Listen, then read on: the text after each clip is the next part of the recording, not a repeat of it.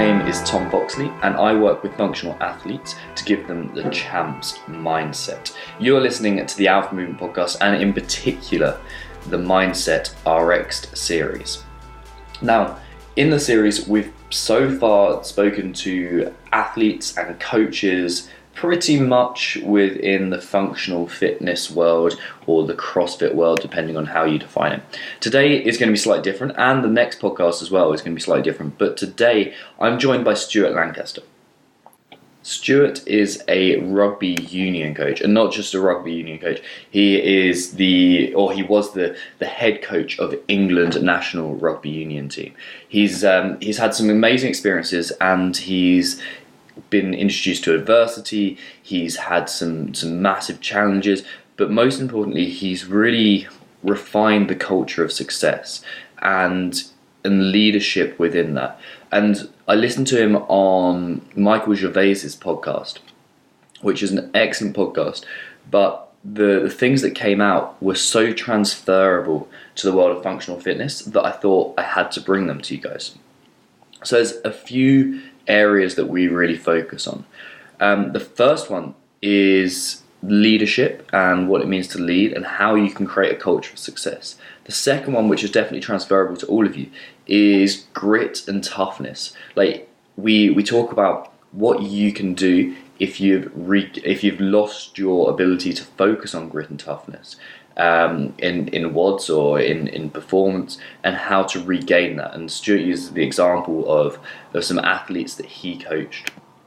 We also touch on the fundamentals of what a successful athlete or a successful rugby player looks like in terms of their psychology, in terms of their mindset, in short. So I'm really, really pleased to bring you what is a wide-ranging and thought-provoking conversation with Mr. Stuart Lancaster. So have a listen, let me know what you think via the socials, leave us a 5-star review on iTunes and all that. And now, here is Mr. Stuart Lancaster. Stuart, welcome to the show. Thank you so much for joining me today. No problem. So I thought the best way to start this interview was with getting an idea of your background, how you got into rugby initially, and kind of how it formed a part of your life in your childhood, like kind of your first feelings around rugby, if that makes sense to you. Well, I didn't actually play rugby until I was 11 years old. So I was very much a footballer, or tried to be anyway. Growing up, I enjoyed all sports, and then I went away to school, and the school where I went to, they were a rugby playing school, so that's when I started, just at secondary school really. And the more I played it, the more I enjoyed it. I was actually probably jack of all trades in that I played cricket and tennis and badminton and squash and did loads of different things. So, but the rugby eventually took over, but only when I got to university, really. Okay. And was there a particular stimulus for that? For the university? For the kind of the choosing the rugby and not anything else.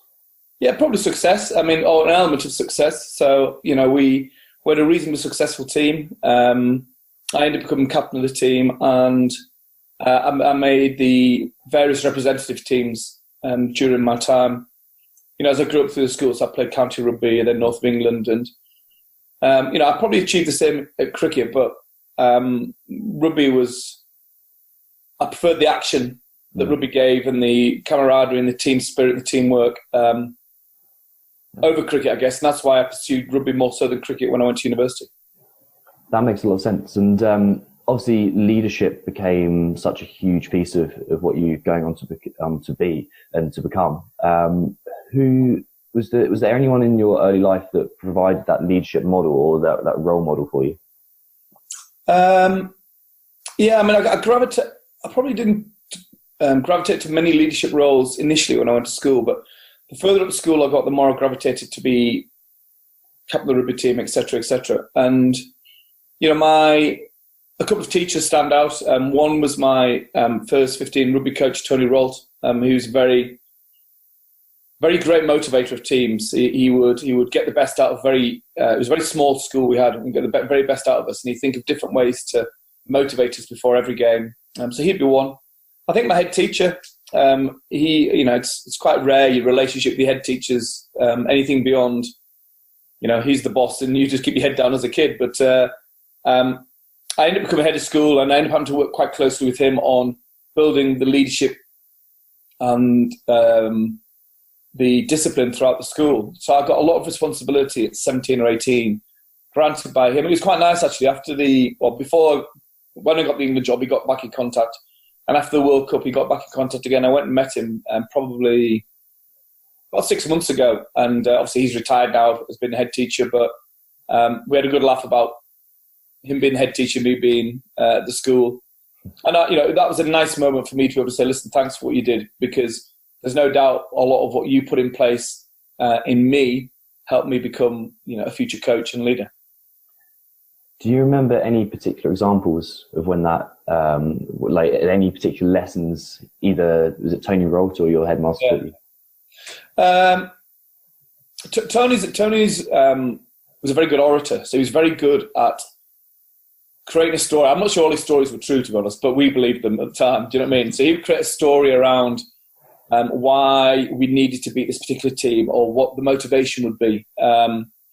So he was a great orator, and he would, technically be a good coach, but also he would really make us feel special as a group. And, I still look back and remember the bond I had with my teammates in that particular team. That was a lot down to the communication skills of Tony at the time. The head teacher, he was probably more a disciplinarian, but an organiser as well, very organised, very principled. And again, I admired his ability to get the best out of people in a different way. Okay. And how did you find discipline? Because obviously you've got different, I work with very different athletes who have very different mindsets, and you obviously would have had a variety of players despite having a fairly similar output. The input for their side would have been much different. So how did you find the use of discipline when it came to coaching people? Self-discipline, you mean? That and being, did you mean the head teacher was disciplinarian in? No, don't mean that. I mean, he was, he had a tremendous self-discipline himself, which then permeated through his staff and the people. Okay. I think that sort of self-discipline in me has come from my family and my parents and my dad, really, from a farming background. So, it's easy to say, actually, I'll have a lion this morning, I can not do this. But when you've got 100 dairy cows that need milking at 6 o'clock every morning, Christmas Day, New Year's Day, the discipline to get up, the discipline to work till 8:30, come in, have your breakfast, the discipline then to work to your tea break, the discipline to work to lunch, the discipline, to keep working 7 days a week, 52 weeks a year as a farmer, that self-discipline to drive yourself to work. I think I learned a lot from my parents, and that is very much inside me, I think. Okay, that's really nice. I really like that. What would be your equivalent of the dairy cows? What's your thing that you're getting up for? What's your motivation? To be the best I can be, I think, would be the biggest driver for me. So I can't waste a minute. I don't want to waste a minute. I'm very much of the mindset you get one shot at life, and I don't want to waste a minute because you don't get a second chance. So I would always be bouncing out of bed. I could show you now in my conservatory here. There's probably, you see all the books in the background. Yeah, I've seen those. Yeah. There's just books everywhere. So I'll be, if I'm not working, to help other people get better, I'm working to help myself get better. Nice. Aside from reading, actually, how does that apply itself every single day? Is there a set routine of this is I read from now to now, or have you got? No. Typically, train first. Mm-hmm. So this is your world now. So I'm up and in the gym at 6 o'clock. Most days I have to commute quite a bit from Dublin back to Leeds, and some days I'm on the plane at 6 o'clock, so it's just impossible. But typically, no, it's up. I'm do an early morning workout, and then I'd work during the day, and I'd leave sort of the evenings for self-development. I'm living away from my family in Dublin, so my family live in Leeds. My job's in Dublin at Leinster. Mm. I've got 1-bedroom flat, so I've made the decision not to get a television. And So when I sit on my own in the evenings, I've got two choices. I can either put the radio on, I can listen to a podcast, or I can read a book, or alternatively, I can go out and if there's some sport on TV, I'll maybe go down the local pub and socialise with a few people and do it that way. It forces me to get out of the house as well. So very much I'm a work early, get the jobs done I need to do, and then self-development in the evenings. Okay, nice. I'm always curious with people who reach the top of their game. Have you ever tried any mindfulness or meditation or anything like that?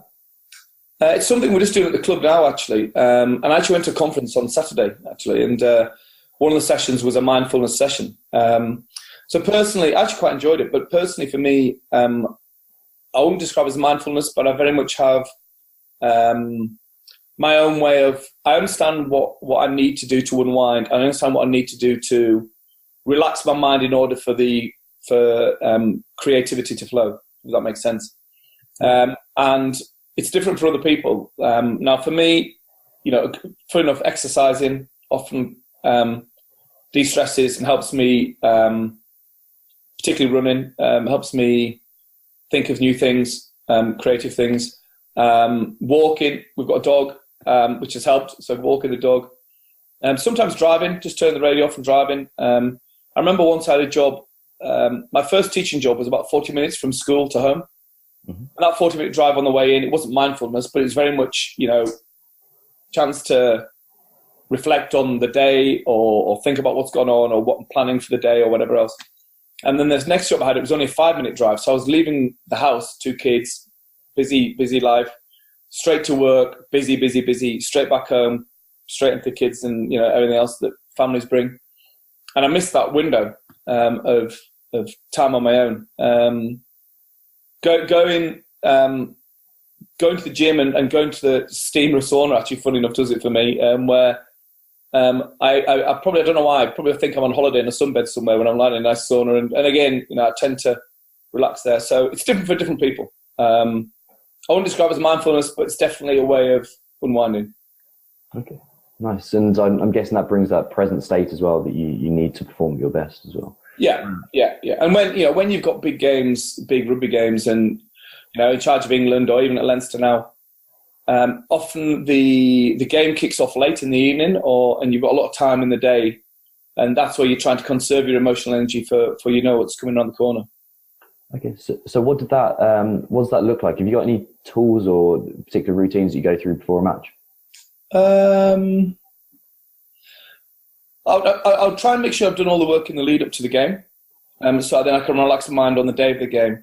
So during the course of the day, I think if you dwell too much on the game that's coming around the corner and the game's an evening kickoff, you're burnt out as a coach, because you need all your emotional energy to make the right decisions, to help the players win, to be accurate at half-time, to deal with the press and the media, and et cetera, et cetera. So I tend to do all the work as much as I can during the week and then allow the game day to be relatively calm, take my mind off things. And then the closer it gets to the game, more now thinking about, I'll go through a checklist of things I need to get right as a coach, which gets me in the right mental state for the game, and then away we go. Okay, very nice. And obviously you're going to have players that a variety of different mindsets within your control or within under you. So, and they're going to have a variety of different responses to the pressure of a game. Yeah. Or the pressure that's leading up to them. And do you have any techniques that you go back to, or do you have a way of dealing with certain players that comes up? I think some players benefit from individual support, mindfulness support or whatever. Some are very experienced and they can prepare on their own.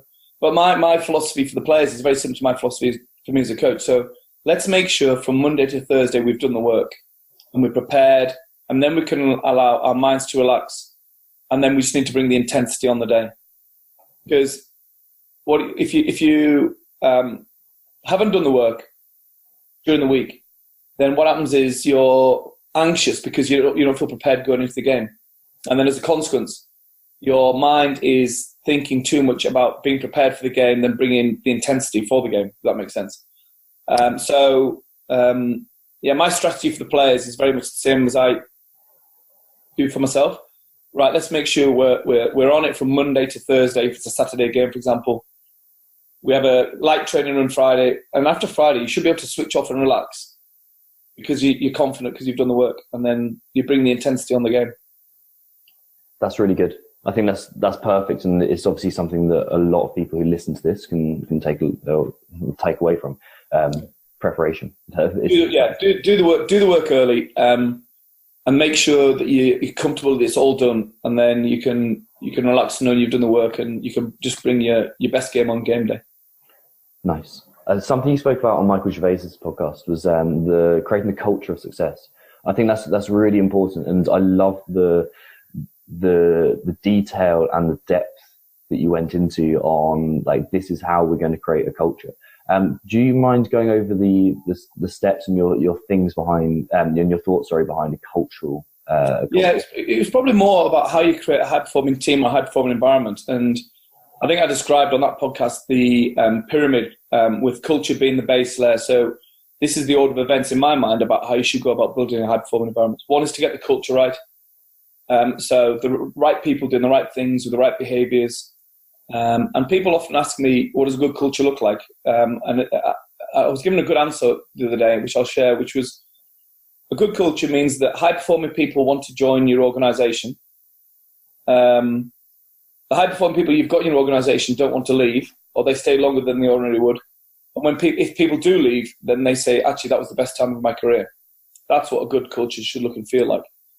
Once you've got that in place, then you talk about your identity and about what you stand for as a group or an organisation, and you build the psychology of the group around the identity of the team. So you might talk about the history of the company or the organisation you work for, or what it stands for within the community, etc., etc. So you've got culture, identity, and then a higher purpose. So what are we trying to achieve beyond winning the next competition, the next game? The next quarterly result if you're in business, for example. There's something beyond that we all should all be striving towards. So culture, identity, higher purpose. Then you get behaviours and standards, so people then buy into it. Then you get ownership from the people who work for you, and then you get what you want ideally is player-led leadership. So the players or the people on the ground are driving the culture from within, rather than you at the top being the boss and telling everyone this is the way it's going to be. And that's doesn't happen by accident. It takes some time. It takes a lot of hard work. But ultimately, if you get that right, then you're a long way to achieving success, in my opinion. Perfect. Do you mind sharing a specific example of how you did that? And choose any one of those. Well, if I take the England job as an example, so the culture piece was very much about selection to start with, selecting the right people who had the right values and the right character.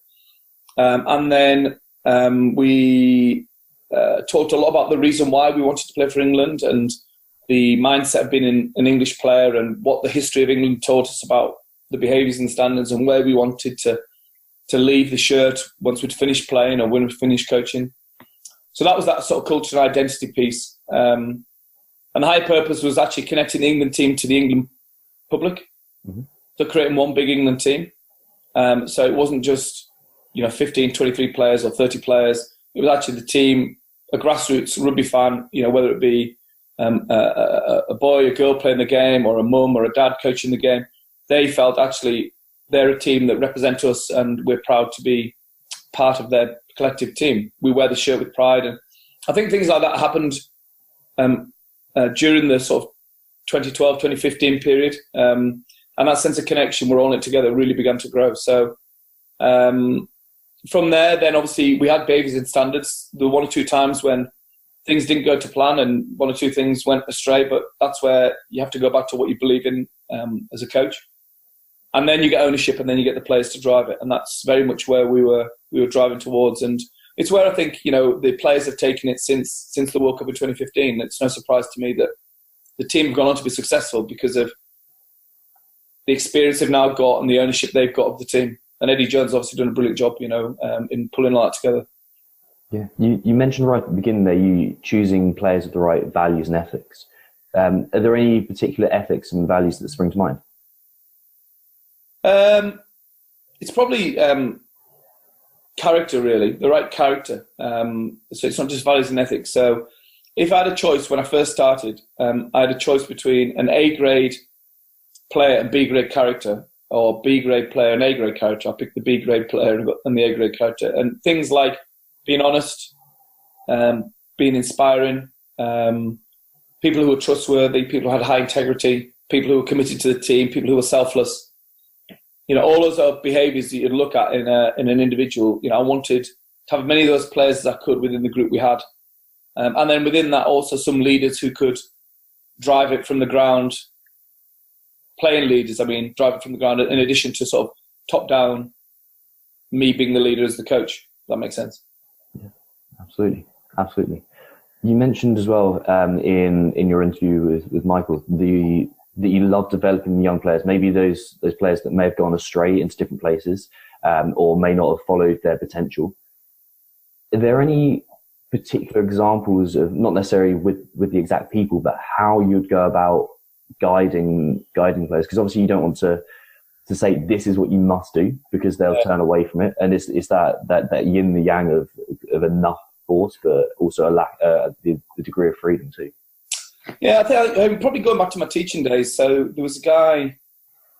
So when pupils go through school, they go through like teenage years and they get outside influences. Do you go this way? Do you go that? Do you stay on the right path? Do you veer off on a path of, actually, this is going to lead me into a load of trouble? And there's a lot of pupils I taught who were on that path who could have gone one way or another. One particular lad I remember was going down the wrong path, and I could see, where it was going to lead. And I guess one of the things I'm probably most not proud of, but one of the things that I remember most from teaching is being able to get him back on the right path. And I see now he's got 2 kids and a family, and he's got a great job, and he was a coach. Actually became a coach. And what I tried to do, he actually helped me. He was in year 11 at the time, so he was 15, 16. Missing school, in trouble in lessons when he was in school. And I got him to help me coach the under 12s team. So I brought him in and tried to make use of what talent he had, because he had a huge amount of talent in terms of rugby, number one, but number two, in inspiring other people. He was just inspiring people in the wrong direction. So he really grasped that. And then from there, he got an academy contract and he went on to be successful. So, he could easily have probably bunked off school and never come back, to be honest. And then I don't know what would have happened to him. But that recognition of where his strengths were, where his talent was, it wasn't necessarily in the classroom, but getting the best out of him to help get the best out of other people made him realise he had value. Mm. And obviously increased his self-worth too. Exactly. And same with players. You can, often with players, when you coach them in rugby, they're between the ages of 21 and 25 or 26. Now, when I was that age, I was still very much finding my own feet. I was just at university. And so, again, you're just trying to steer them in the right direction by raising the awareness of their own personality, where their own strengths are, but also really trying to boost their self-esteem and their belief in themselves that they can go and achieve great things. And the biggest thing I guess I look for, I see as a reward when players retire, is that I've helped them set themselves up for the next stage as well. And they're going to be successful in life because of the person they are, not just because they've got the talent as a rugby player. Nice. I love that, focusing on who they are as opposed to what they do. Yeah, exactly. I think, because as you came into the London team, I understand the England team, I understand there was a lot of trouble in 2011 with the discipline side of things. How did you talk about emotional control? Because the people listening to this will be more as I've mentioned to you before, cross athletes, and deem their emotional control on the pitch and on the gym floor and away from the gym floor is a huge part of it. So how did you bring that up and deal with it? Yeah, it's a fine line, because in a sport like rugby, where it's an emotional sport, and you need to be physically and mentally prepared to go to war, really, to battle. Physically, you stood in a corridor, ready to walk out in front of 80,000 people in a stadium, and a lot of it is, to be fair to the players, a lot of it is inherent within them. Do you know what I mean? And what you're trying to do is we talk about redhead and bluehead. So bluehead would be someone who is emotionally in control, is in the present, is not worrying about what's happened in the past or what might happen in the future. And then you can deal with the here and now. that's coming in front of you, the next action, the next thing coming at you. When you're in the red, you might make a mistake and then you're dwelling on the mistake, or you're thinking about the consequences of the mistake, or you're distracted, or the referee's frustrated you, or a member of the opposition said something, or someone's done something that's distracted you. So you're now not in the present, you're not in the moment, you're thinking about whatever it is. And it's often just recognising, explaining that process to players and telling players that, hey, listen, you're in the red, get in the blue. And giving them strategies to help them get back into the blue. And then they can then improve. And it sometimes happens to the team collectively. So I can see the team sometimes go into the red and they're distracted and something, we concede a try or a guy gets sin bin, and you can see them I can see them collectively thinking, oh my God, the consequence of that is this. Can't believe that's just happened. I'm like, whoa. It's done. We've got to deal with what's happening in the here and now. And let's get back in the blue. And it's not easy because, you're having to tackle people, you're having to deal with, a frenetic game. It's often chaotic. So I really, really admire the players and their ability to do it. And the only ones who make it to the very top are those who can display that emotional control in the toughest of scenarios. No, that's perfect. That describes everything I try and coach. That's amazing. When you're personally trying to, because there's always times where we will individually, like I can think of a handful of times today where I've been tempted to go into that red. The redhead. Yeah. What about you? When you're tempted to go into that red side, like what's happening? I think I'm relatively good at staying in the blue. I think sometimes I actually got some feedback from a player once who said, sometimes we need to see more emotion from you. So show us when you're annoyed or show us when you're pleased with us. And I thought it was good feedback because I think sometimes you can be too much in control as a leader. I think you've got to display ranges of emotion. I've certainly got better at that. I've definitely been better at that in the last 2 or 3 years. And I think the players at Leinster would I think the perception that the media portray of you and the reality of who you are, two completely different things. And, I think the media portray me as quite a serious, level-headed, doesn't get too high or too low. I think the players at Leinster probably seen a different side to me, which is the real me. And that's down to me showing a greater range of emotion, which I think is important as a coach. Yeah, nice. You mentioned a couple of things there I wanted to touch on, but like previously you talked about being like the idea of a tough player and going to war, basically. That's because that is essentially very like the Colosseum. Did you ever encounter players who were potentially losing their grit and their toughness? And like it might have been outside influences that were doing that. If you did, how did you work on regaining that ability to commit 100% to what is essentially a fairly dangerous sport? You would see that. Players lack confidence or they get distracted by something off the field or something's going on. So my way of dealing with that would be I would have various tools that I'd ask them to rate themselves on a score of 1 to 10. So how are you feeling on mental toughness? How are you feeling on relationships? How are you feeling on how you're coming across in front of other people? How are you feeling in terms of your resilience? Give yourself a score of 1 to 10. So they would do that, and then I would do that. And then we'd have a conversation. So they might give themselves 7 out of 10.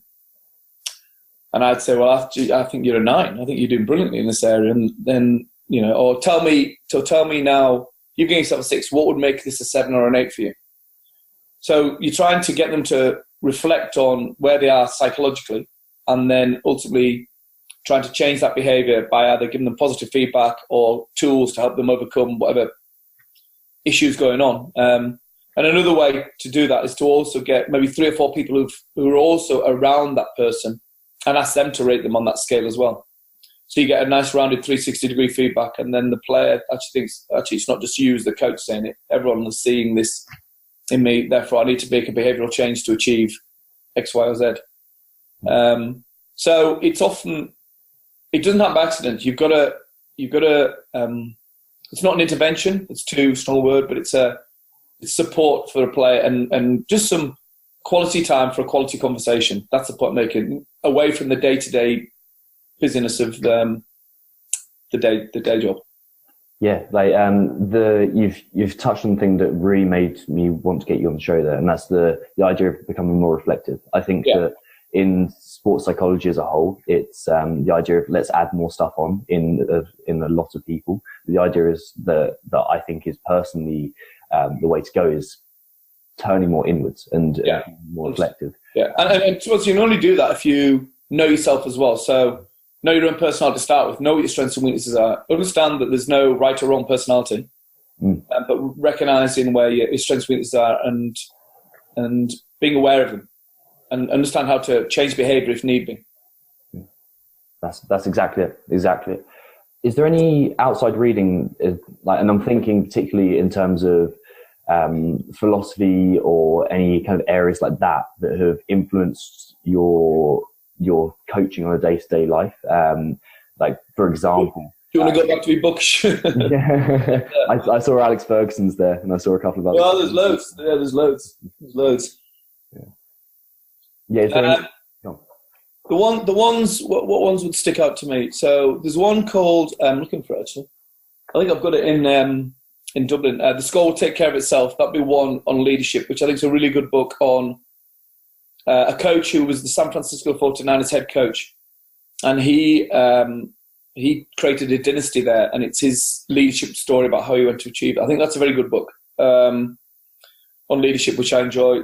Anything on communication and ability to communicate and to inspire people through your communication. So there's a great book, Language of Leaders, by a guy called Kevin Murray.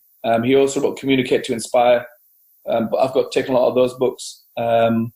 There's a book called Emotional Capitalist by a guy called Martin Newman. He talks a lot about resilience and how the people who truly achieve success are the ones who come back from failure.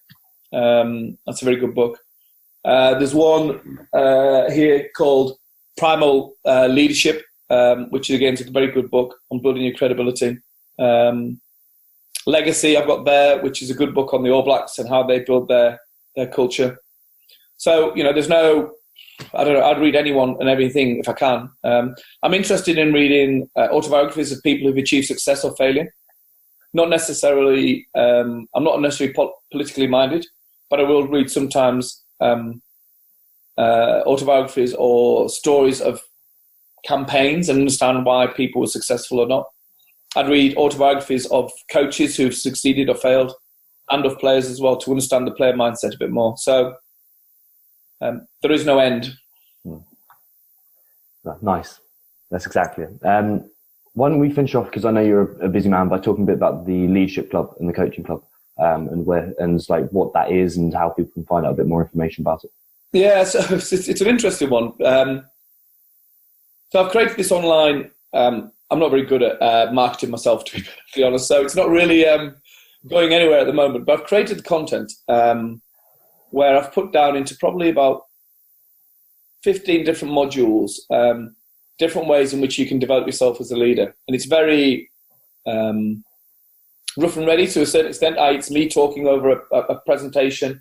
So it's very, very personal. It's not flash by any stretch of imagination. But the idea is that people would log on and then you get access to the content. You buy the content effectively, and then people would then be able to develop themselves as a leader. I guess because what I'm passionate about is helping. I want to make a difference. I want to try and make a difference in society, not just in rugby. And I've got back to the point. I've got one chance, to do it. So I want to be able to try and share what I've learned. And obviously, there's a slight business element to it. But the more I'm thinking about it, I might just give it all away anyway, to be honest, because I just enjoy sharing. I mean, I went to a conference the weekend. It was in Dublin, and it was the GAA conference about the hurling and Gaelic football, which is a massive sport in Ireland. And there was 800 people there, and it was brilliant to be able to share what I've learned as a coach and as a leader. So, but the content is on stuartlancaster.com, www.stuartlancaster.com. And have a look if you're interested. Sign up, and if not, what I'll probably do, I need to get more socially media savvy, to be honest. I've just done LinkedIn for the first time. I think it's how you got hold of me, actually. Yep. And So I probably need to up my game in terms of that, but that's the next step for me. Perfect. Well, I personally looked through the description and the modules and like kind of got a good idea of what's in there, and it looks fantastic. So something people should definitely be getting hold of. So I'd recommend it from this side then. Thank you. All right, man. Stuart, thank you so much for your time. I really appreciate it. No, good luck with all what you're doing. Sounds great. Thank you for listening to another episode of the Alpha Movement Podcast. I'm sure you enjoyed that episode with Stuart. Let me just say I've massively enjoyed it. If you did enjoy the show, please feel free to head on over to mindsetrx.com to check out everything that I offer, or you can head to iTunes, leave a 5-star review. Whatever that is, I'm super grateful because it helps me bump up the charts and reach more athletes just like you. One more thing to note is that I am also taking on applicants for the Inner Athlete Performance Camp. If this sounds like something that could interest you, it's a 12-week process where we build the foundations of mindset for functional athletes, and it's a group program.